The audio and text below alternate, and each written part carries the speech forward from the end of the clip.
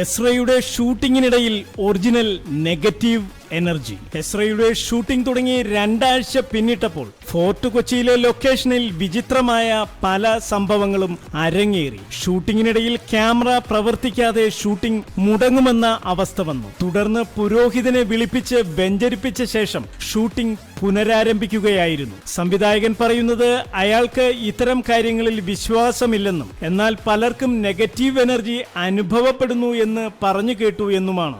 ആദ്യം കേൾക്കുമ്പോൾ സിനിമയുടെ മാർക്കറ്റിംഗിനായി അണിയറക്കാർ പറയുന്നതാണെന്നേ കരുതൂ. തനിക്ക് നേരിട്ട് അനുഭവമില്ലെന്നും സെറ്റിലുണ്ടായിരുന്ന പലർക്കും അവിശ്വസനീയമായ ചില അനുഭവങ്ങൾ ഉണ്ടായി. തനിക്ക് നേരിട്ട് അനുഭവമില്ലെങ്കിലും സെറ്റിലുണ്ടായിരുന്ന പലർക്കും അവിശ്വസനീയമായ ചില അനുഭവങ്ങൾ ഉണ്ടായി. ഇംഗ്ലീഷ് ഹൊറർ സിനിമകളുടെ ലൊക്കേഷനിൽ ഇത്തരം സംഭവങ്ങൾ മുൻപ് റിപ്പോർട്ട് ചെയ്തിട്ടുണ്ട്. ഷൂട്ടിങ്ങിനിടയിൽ തനിക്കും വിചിത്രമായ ചില അനുഭവങ്ങൾ ഉണ്ടായെന്ന് നായിക പ്രിയ ആനന്ദും പറയുകയുണ്ടായി.